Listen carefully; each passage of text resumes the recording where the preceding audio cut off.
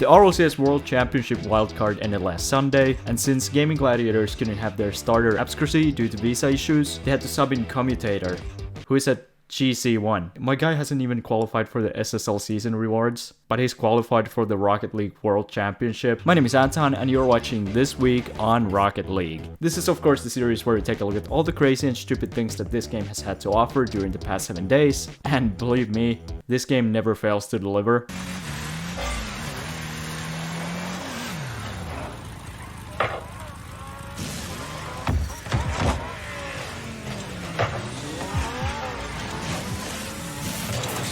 He was so intimidating, they were too scared to even shoot at the net. So let's check out what's been happening this week. Unless you've been living under a rock for the past few weeks, you probably know that the World Championships have begun in Dallas, and with the main event starting this week as well, Psyonix have launched their RLCS Fan Clash event in Rocket League. You can sign up and choose one of the 8 auto-qualified teams to support during the event. By playing Rocket League games, you can earn points for your team, which will then place them in the leaderboard. I mean, that's awesome. Even NRG has a chance now to actually win something. You can of course get rewards by participating in the event, like player banners and titles, and of course a bunch of car cosmetics as well. And depending on your team's placement, you can also earn extra rewards. You can also earn extra reward. You can also earn extra... I can't say that word. Extra rewards at the end of the event. Points are weighted based on the total participants, so it doesn't matter how many fans a team has. I mean, otherwise Endpoint would have about 5 points. Who are you going to represent? Tell me in the comments below. But let's move on to talk about people who actually know how to play the game. Let's see what the first week of the tournament has looked like. Truly an inspirational story. It's taken Rocket League by storm from the start of this season, and now we once again get to hear from victorious Moist. Forbes on stage with them. The tournament started off with the wildcard last week, which finished on Sunday. It was played in a Swiss format, just like the events during the fall split. Round 1 had matchups that had been decided with a draft the previous week, and all the teams that were drafted got absolutely destroyed by the higher ranked teams, except for Optic, who just wrecked Senbei strikers, and Semper, who with Harry Maguire's sublime leadership finally remembered how to play the game again. The EU teams were then on a roll in the second round as Semper and Carmine Corp both swept their opponents. Dignitas then continued the trend by getting swept themselves.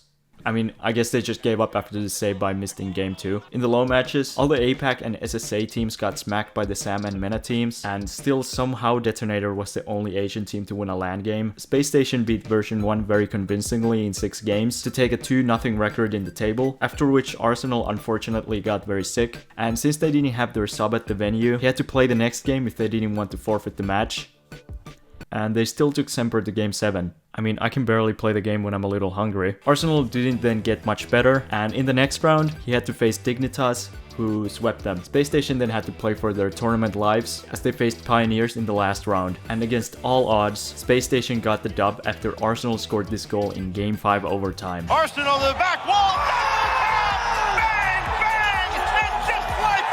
My guy scored the game-winning goal and rushed to throw up straight after. Of course, it's super unfair that this has happened due to no fault of their own, and during the biggest tournament of their lives no less. Hopefully he gets better soon. He had to go to the hospital, and this is what the x-ray looked like. Another team, or more specifically player, who had everyone's attention was Gaming Gladiators Commutator, who subbed in for Obscuracy as he couldn't attend due to visa issues. Now, teams have players sub in all the time. There's nothing different about this case, besides the fact that he's a GC1. Just imagine all the rank X 6-man players who grind the game 12 hours a day just to see some random GC1 play at the biggest Rocket League tournament of all time. And that's not even the best part. He was actually solid. He was his team's top scorer against 0-1, and he even won a game against Pirates in the 3rd round. Sure, he got 98 points, but how many RLCS World Championships games have you won? I mean, this was probably the most wholesome thing I've ever seen in the RLCS. He was an instant fan favorite. The venue even began to chant his name after they lost to the Pirates. I mean, I think we all know who the real MVP of the tournament is, but with that, the Gaming Gladiators were out of the tournament, and the Pirates managed to get SSA's first LAN win in the region's history. Senbei Strikers also managed to get APAC's first RLCS LAN win after beating Bravado in the other elimination matchup. Dignitas had their revenge on 0-1 after getting eliminated by them in the Gamers 8 a month back. Semper beat Space Station barely in 7 games, like mentioned before, and Carmine Corp took #1 seed after absolutely annihilating Optic in 4 games, after which Nolly said this. We know that you're playing Furia now. Just give me a couple of thoughts on them. We've beat them twice already. We're going to be in the heads. They're going to remember the past two losses to us. 4-0? 4-1. Oh my god, how did he know? Optic hardships then continued, as Renegades surprised him and won 3 games in a row to take the series, and Senbei Strikers and Pirates celebrations after winning their first LAN series then ended when they got wrecked by 0-1 and Pioneers. A lot was on the line for NA, as the last round included 2 of the 3 NA teams in the wildcard, but like mentioned before, SSG miraculously won their series against Pioneers despite Arsenal needing to throw up the whole time, and the Optic Team Secret series was a battle of timeouts, as the timeout buff is clearly very real, and the next matchup was a battle between Sam and Mena, as these were both their last teams to not be eliminated in the wildcard. The club in South America came out on top, as even a timeout couldn't save 0-1 Esports, but that was the wildcard. Every EU and NA team made it through, with Renegades and the club taking the other 2 spots. Of course, the group stage has already started, but we will be covering that in the next video. Before the group stage, the 3-time NBA Finals MVP, more famously known as the Hot Ones funny face guy, Shaquille O'Neal sent a tweet showing his support for the NRG boys. If Harry Maguire can get a team to a 3-0 record in the wildcard, just imagine what Shaq... I can't believe this. Before the match, the team's coach's Fireburner and Sis decided to figure out who the better coach was by having a foot race.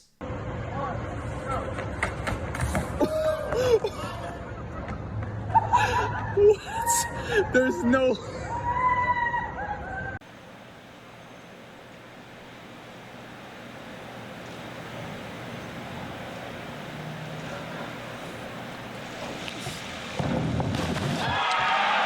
And it's a good one.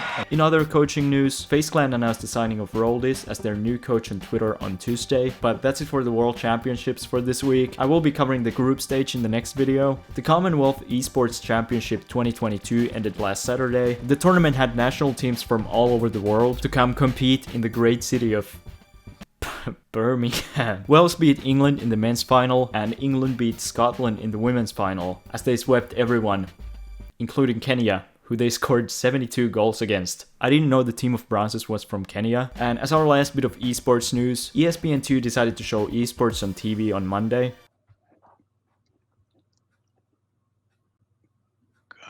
Oh, transpose function. Okay. Look at that. Alright, so when's Google Calendar gonna become an esport? But although you can seemingly become a pro at any game you want, why would you, when you can just suck at it instead?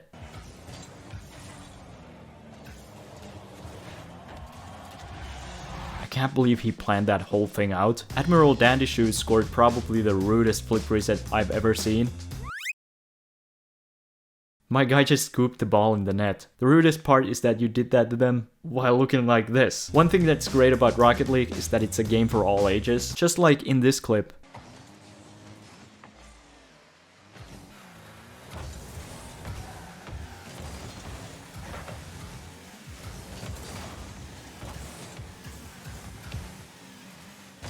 Considering they're on the same team, this is how I imagine people in Alabama playing Rocket League. But now, I'm once again asking for your guys' clips. It's time for Clip of the Week. Each week you guys submit your clips on the AntonTheKicker Discord. The top 5 are then voted on by the members and have a chance at winning 500 credits. So if you want to submit your own clips or influence who makes the top 5 for one of these videos, you can do so in my Discord server, link in the description. But before we reveal the top 5, let's look at some honorable mentions. Somehow assisted his teammate off the kickoff in a 2v2, after which his teammate did the exact same thing in the next kickoff.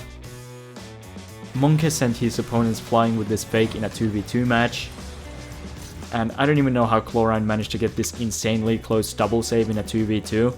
Before we reveal the top 5, Ghost51 got this quadruple reset in training. But now it's time to reveal the top 5. Like mentioned before, these were voted by the Discord members. Isaac, there you go, I know how to pronounce it now, beat both of his opponents with this flip reset bump in a 2s match.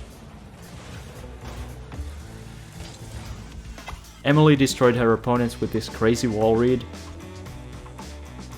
Ghost51 is back again, this time with this double reset double musty in training. Lemyn also scored up a crazy wall read.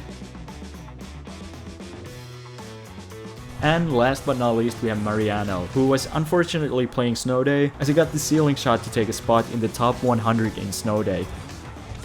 I mean, considering there's only like 5 players who play Snow Day, all you really have to do is play it once, and that's the top 5. As always, there will be a YouTube poll in the channel. The person with the most votes after 24 hours wins 500 credits.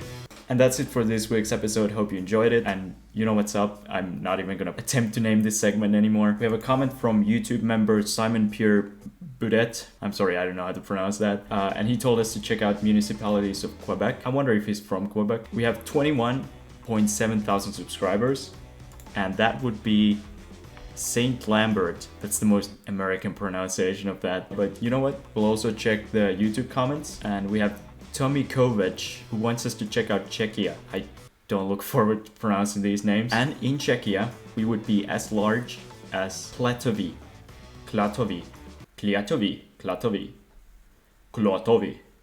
I just made my voice deep, right?